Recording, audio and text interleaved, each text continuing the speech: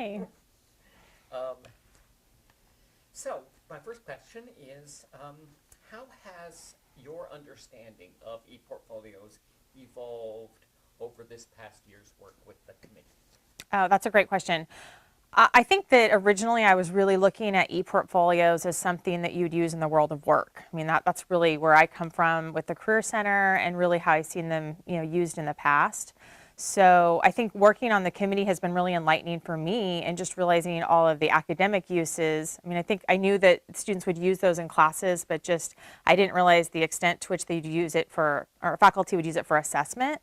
And so I think I've just developed a greater appreciation to how this isn't just something that can meet one need on campus, but it really needs to kind of meet all needs if it's going to be a really effective tool for all of us. Great.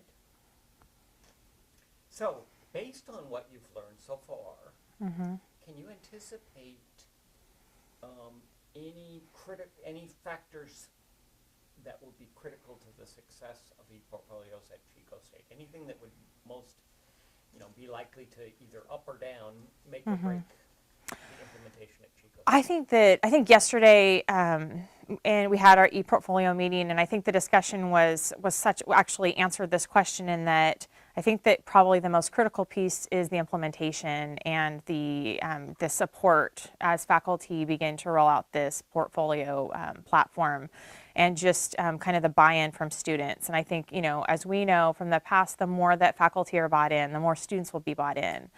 And then I see kind of the second tier of, once the students are really hopefully developing meaningful portfolios, then hopefully, my team and others can really just help demonstrate the importance of how that's going to be critical in their career plan and how they're looking about, assessing, gosh, this is all that I've done and how can I take this information and move it into, my career path and, how am I qualified for an XYZ job? Let me go back to my portfolio and see all that I've done, or I have an upcoming interview. I want to talk about this and this, and I can really see ways that it can be tied together. Great. Yeah, really, I can see it would really help the students to be able to tell their story. Yeah, exactly. Like we talk about telling the Chico experience or telling the Chico State story, this is like the visual, right?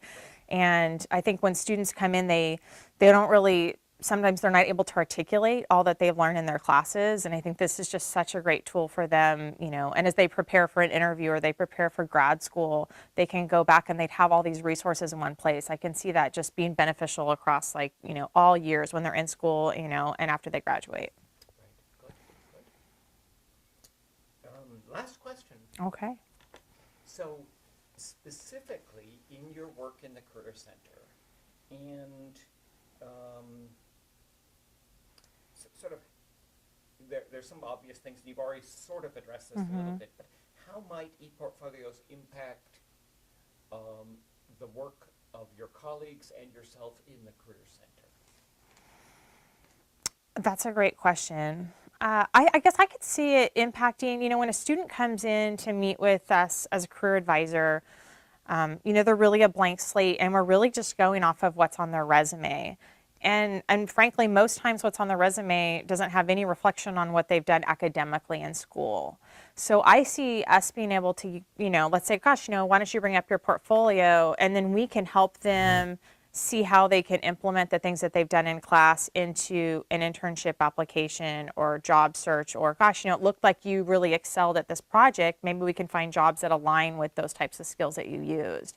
So I see it just as, creating one more tool that we can help students and they can help themselves of figuring out just the best career plan.